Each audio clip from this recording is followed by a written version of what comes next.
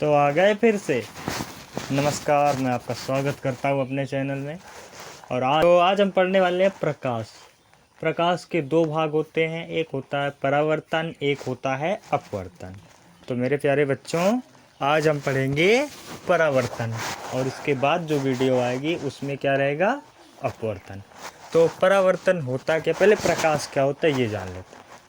देखो, प्रकाश की बहुत सारी परिभाषाएं हैं, लेकिन बस एक शब्द में समझ लो कि प्रकाश वो भौतिक ऊर्जा है, वो फिजिकल एनर्जी है जो हमारे आँखों को देखने के लिए सहायता करती है। यानी कि प्रकाश के कारण हम अपनी आँखों से किसी वस्तु को देख सकते हैं। ठीक है, तो सबसे पहले प्रकाश होता क्या है, प्रकाश की परिभाषा।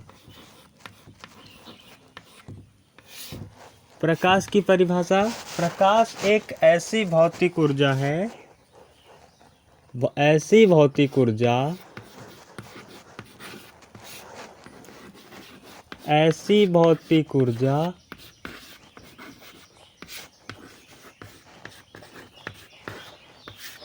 जो हमारी दृष्टि में, जो हमारी दृष्टि में संवेदना उत्पन्न करती है, संवेदना उत्पन्न करती है, संवेदना उत्पन्न करती है। प्रकाश एक ऐसी भौतिक ऊर्जा जो हमारी दृष्टि में संवेदना उत्पन्न करती है, क्या कहलाती है मेरे प्यारे साथियों, प्रकाश कहलाती है। ठीक है, अब प्रकाश में दो बातें होती हैं। पहला क्या होता है, पहला होता है प्रकाश का परावर्तन। क्या होता है, प्रकाश का परावर्तन। और दूसरा क्या होता है, प्रकाश का अपवर्तन। क्या होता है, तो प्रकाश का अपवर्तन होता है। पहले प्रकाश का परावर्तन होता है और उसके बाद प्रकाश का क्या होता है, अपवर्तन होता है। तो हम आज क्या पढ़ने वाले हैं, प्रकाश का परावर्तन पढ़ने वाले हैं। चलो अब हम इसको मिटाते हैं, उसके बाद हम आपको आगे समझाते हैं। इसको आप स्क्रीन शॉट मारिए या फिर आप इसको पॉज करके लिख सकते हैं कॉपी में।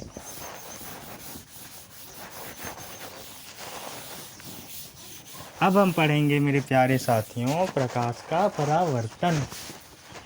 प्रकाश का परावर्तन ऐसे आप मोटे मोटे अक्षरों में अपनी कॉपी में लिखिए, प्रकाश का परावर्तन।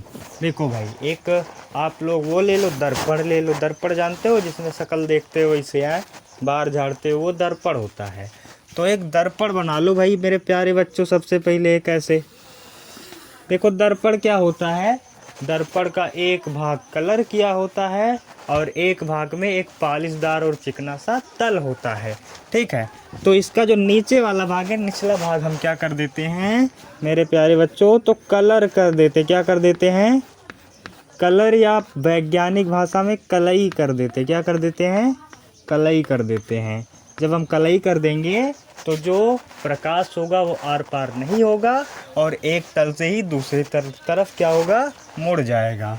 ठीक है, इसमें जब देखो यहाँ पर हमने एक टार्च बनाई है, देखो यहाँ से टार्च है और इससे हमने क्या किया, इसमें एक ऐसे प्रकाश डाला। ठीक है, जब हम प्रकाश को डालते हैं किसी चिकनेदार तल पे तो उसको क्या कहते हैं, आपतित करना। क्या कहते हैं, आपतित करना कहते हैं। क्या कहते हैं मेरे प्यारे बच्चों, आपतित करना कहते हैं। लेकिन जब वो प्रकाश उस शीशे से या दर्पण से टकराता है तब वो दूसरी तरफ मुड़ जाता है। कैसे मुड़ जाता है, देखो ऐसे मुड़ जाता है। तो जिस तरफ मुड़ता है उस रेखा को कहते हैं परावर्तित किरण। क्या कहते हैं, परावर्तित किरण कहते हैं। समझ में आ रही है, परावर्तित किरण कहते हैं। इसे क्या कहते हैं, आपतित किरण कहते हैं, जिस तरफ से प्रकाश डाला गया और जहां से प्रकाश मुड़ा उसे क्या कहते हैं, परावर्तित किरण कहते हैं। अब देखो, अब बीच में अगर सही से देखोगे तो बीच में एक बनेगा अभिलंब। क्या बनेगा, अभिलंब। क्या बनेगा मेरे प्यारे साथियों? अभिलंब बनेगा। ठीक है, जो कि कितने डिग्री का होगा? तो हमारे प्यारे साथियों कहोगे कि ये 90 डिग्री का होगा। कितने डिग्री का होगा? 90 डिग्री का होगा। लेकिन अगर इसे हम 45-45 आपस में विभाजित कर देंगे तो एक 45 डिग्री का कोण हो जाएगा आपतन कोण। क्या हो जाएगा? आपतन कोण हो जाएगा। और दूसरा जो 45 डिग्री का कोण होगा वो क्या हो जाएगा? ये भी 45 डिग्री का, ये भी 45 डिग्री का, और पूरा कितने डिग्री का? 90 डिग्री का। अब ये वाला क्या हो जाएगा? परावर्तन। क्या हो जाएगा? परावर्तन कोण हो जाएगा। समझ में आ रही है बात?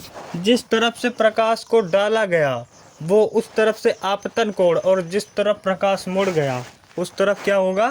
परावर्तन कोण होगा। ठीक है, अब हम क्या समझते हैं? परावर्तन की परिभाषा। देखो पहले हमने आपको फिजिकली समझा दिया, ठीक है, कि परावर्तन वास्तव में होता क्या है। अब हमको क्या समझाएंगे कि इसकी परिभाषा, अगर इसको कॉपी में लिखना है तब हम इसको कैसे लिखेंगे। क्या समझेंगे मेरे प्यारे भाइयों? परिभाषा, इसकी परिभाषा होती क्या है। तो देखो परावर्तन की परिभाषा क्या होती है। जब कोई प्रकाश, क्या होगा? जब कोई प्रकाश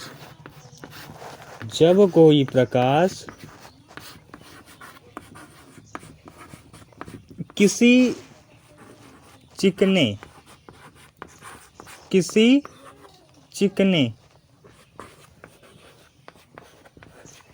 तल से टकराता है, चिकने तल से टकराता है, कि चिकने तल से टकराता है, तब क्या होता है मेरे प्यारे भाइयों? उसका अधिकांश भाग, या कहो पूरा ही भाग, अधिकांश का मतलब पूरा ही भाग। देखो कभी कभी थोड़ा प्रकाश जाता है इधर उधर, लेकिन परावर्तन में क्या होता है कि जो प्रकाश होगा उसका अधिकांश, और उसको पूरा भी कह सकते हो क्योंकि उसमें कोई प्रकाश नहीं बचेगा। जितना प्रकाश आप डालोगे ना यहाँ पे पॉलिस्टर या चिकने तल पे, वो सारा प्रकाश दूसरी तरफ को परावर्तित हो जाएगा। ठीक है, तब क्या होता है भाई? तब प्रकाश का अधिकांश भाग, तब प्रकाश का अधिकांश भाग, तब प्रकाश का अधिकांश भाग,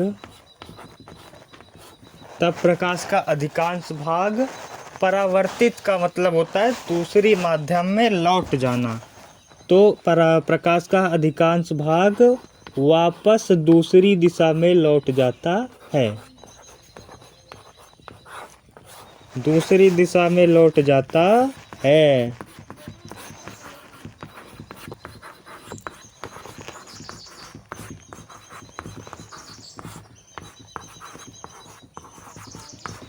तो प्रकाश का अधिकांश भाग वापस दूसरी दिशा में लौट जाता है। इतना हो गया हमारे प्रकाश के परावर्तन की परिभाषा हो गई मेरे प्यारे साथियों। अब देखो, अब इस परिभाषा के बाद हम क्या सीखेंगे कि जो परावर्तन होता है वास्तव में उसमें कई भाग होते हैं। जैसे पहला भाग क्या होता है कि उसमें प्रतिबिंब बनेगा, और दूसरा भाग क्या होगा कि उसमें कोई ना कोई जैसे कह लो एक तल यमोन है और दूसरा तल M2 है, तो बीच में ध्रुव बनेगा, और ध्रुव से लेकर के त्रिज्या तक की आधी दूरी फोकस दूरी बनेगी, और पूरी दूरी क्या हो जाती है? त्रिज्या हो जाती है। ठीक है, तो अब पहले हम आपको समझा देते हैं कि प्रकाश के परिभाषा हो गई, अब इसके नियम समझा देते हैं। ठीक है, तो इसके नियम अब आप इसको नोट कर सकते हो, बहुत ही इम्पोर्टेंट है, पेपर में आपके 5 नंबर में ये सवाल पूछा जाता है। अब प्रकाश के परावर्तन के नियम।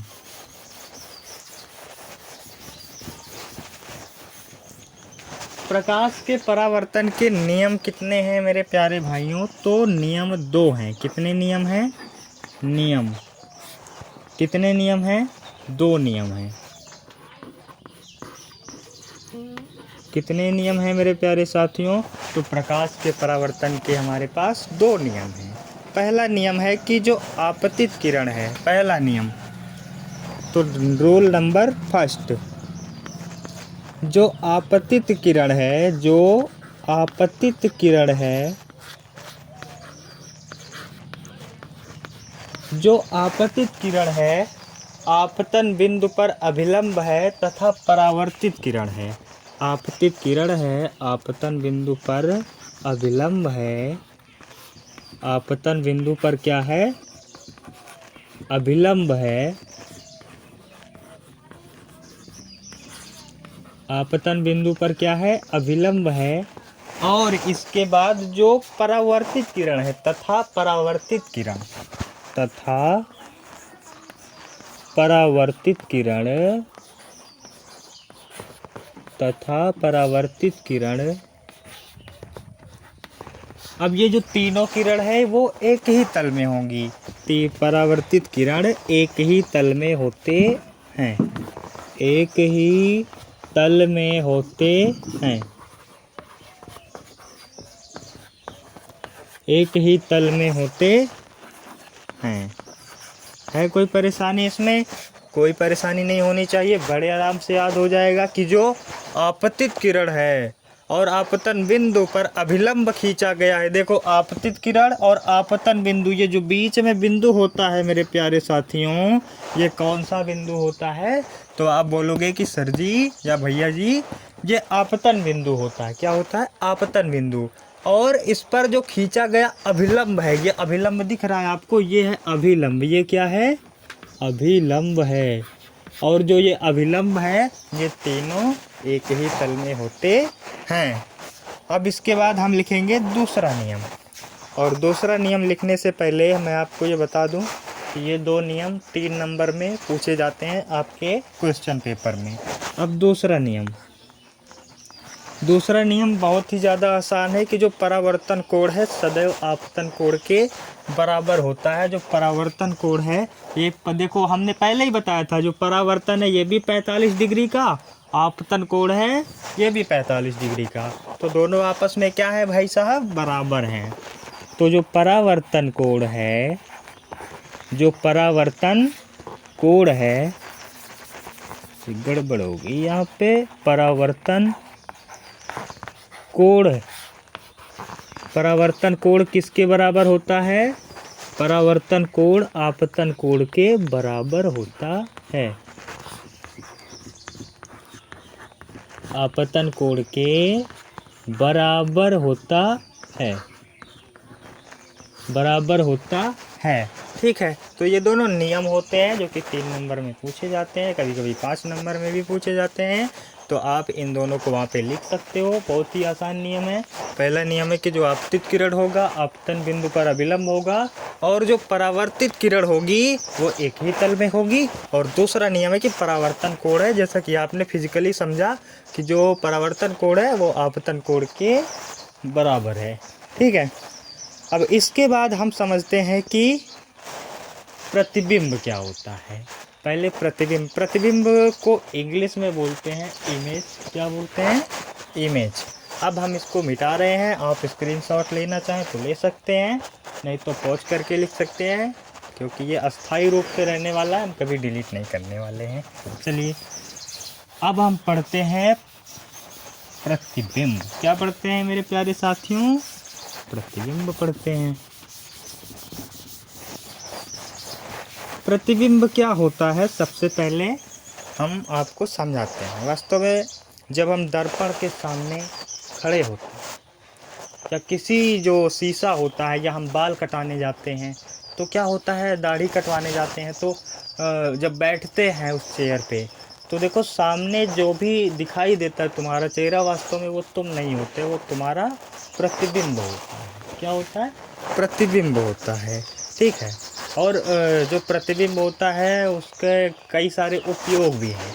जैसे कि जब गाड़ी चलाते हैं तो बगल में एक दर्पण लगाते हैं, उसमें पीछे वाले वाहनों का क्या बनता है?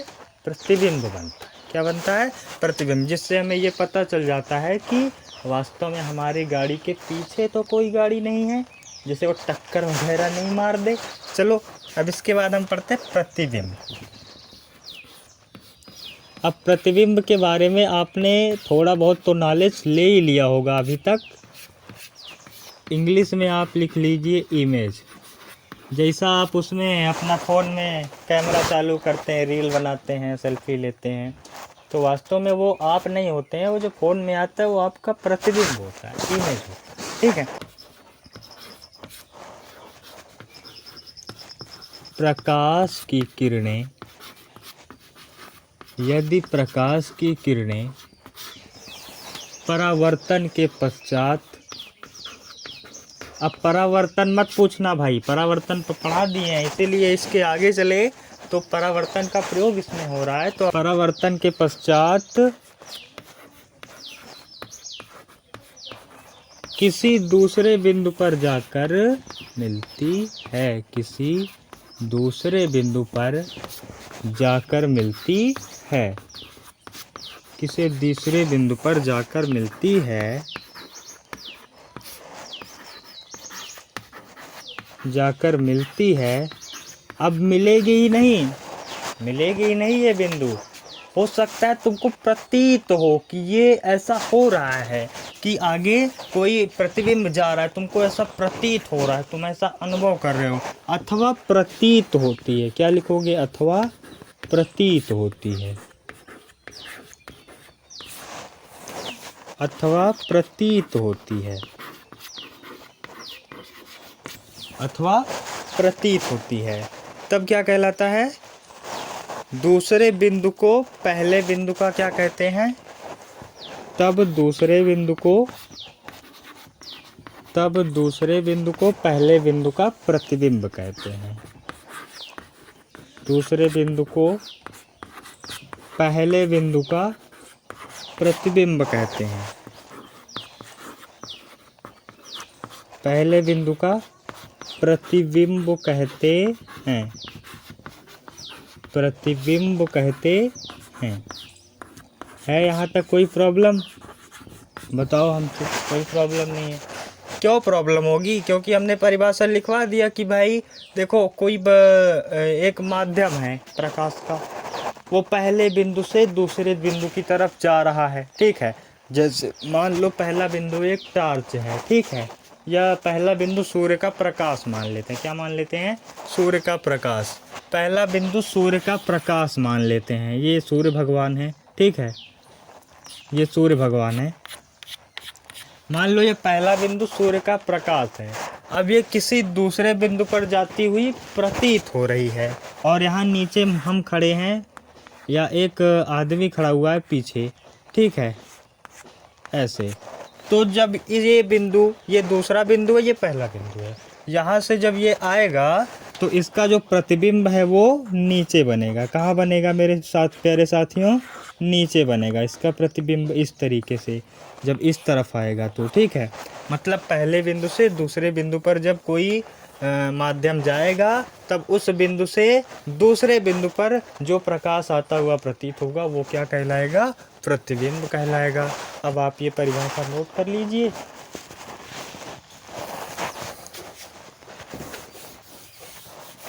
और आगे हम पढ़ते हैं जो प्रतिबिंब है वो प्रकार कितने होते हैं उनके। मेरे प्यारे साथियों, प्रतिबिंब दो प्रकार का होता है। प्रतिबिंब कितने प्रकार का होता है? तो दो प्रकार का होता है। प्रतिबिंब कितने प्रकार का होता है? आप कहोगे मेरे प्यारे साथी, प्रतिबिंब दो प्रकार का होता है। प्रतिबिंब कितने प्रकार का होता है? दो प्रकार का होता है। पहला क्या होता है? वास्तविक प्रतिबिंब। एक प्रतिबिंब ऐसा होगा जो कि वास्तविक लगेगा। पहला क्या होगा? वास्तविक प्रतिबिंब। मैं प्रति लिख रहा हूँ, आप लोग बिंब समझ लो, ठीक है। और दूसरा क्या होगा? आभासी प्रतिबिंब। दूसरा क्या होगा मेरे प्यारे मित्रों? आभासी प्रतिबिंब होगा। क्या होगा? आभासी प्रतिबिंब होगा, ठीक है। जो वास्तविक प्रतिबिंब है, यदि किसी वस्तु के बिंदु से चलने वाली किरणों में परावर्तन के पश्चात किसी बिंदु पर वास्तव में कोई प्रतिबिंब बने तो वो वास्तविक प्रतिबिंब होता है। परंतु उसी क्रिया के दौरान अगर सिर्फ वो प्रतिबिंब ना रहे, सिर्फ हमारी आंखों को ये भ्रम हो जाए कि यहाँ पर प्रतिबिंब बना हुआ है, तब वो कैसा प्रतिबिंब होगा? आभासी प्रतिबिंब होगा। हालांकि ये पेपर में उतना आता नहीं है, ठीक है, इसलिए हम आगे पढ़ेंगे गोलीय दर्पण। बस इसके प्रकार पूछे जाते हैं, जो कि वास्तविक प्रतिबिंब है और आभासी प्रतिबिंब है, ठीक है। अब हम क्या पढ़ेंगे, गोलीय दर्पण। क्या पढ़ेंगे मेरे प्यारे साथियों, गोलीय दर्पण पढ़ेंगे। गोलीय दर्पण,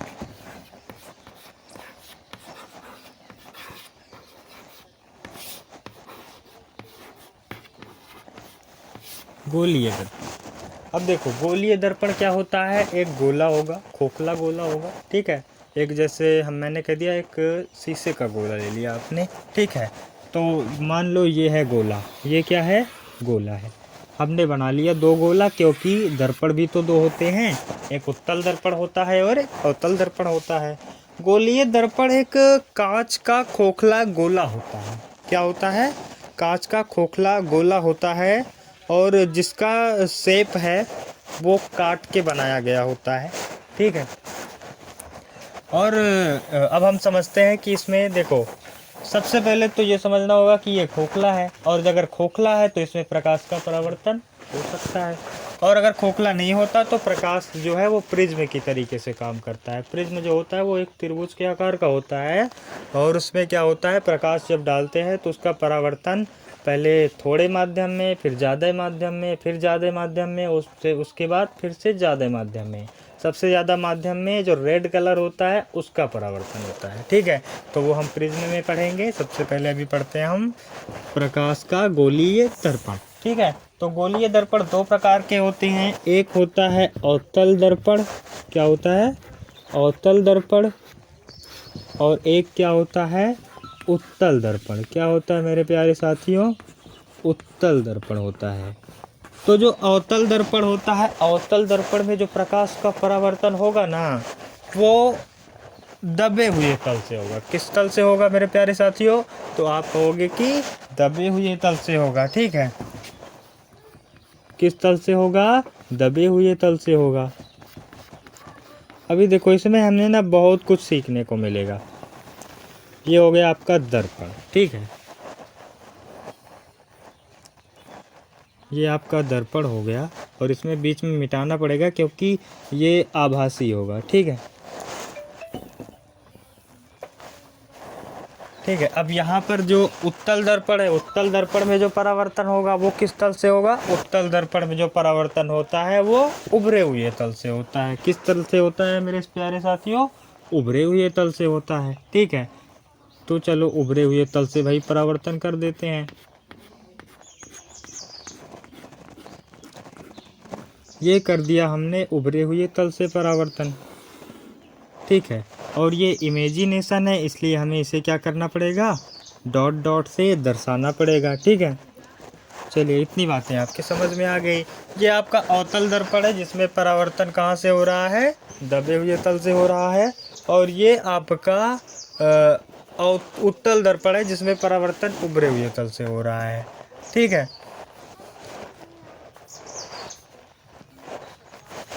चलिए इतनी बातें आपके समझ में आ गई।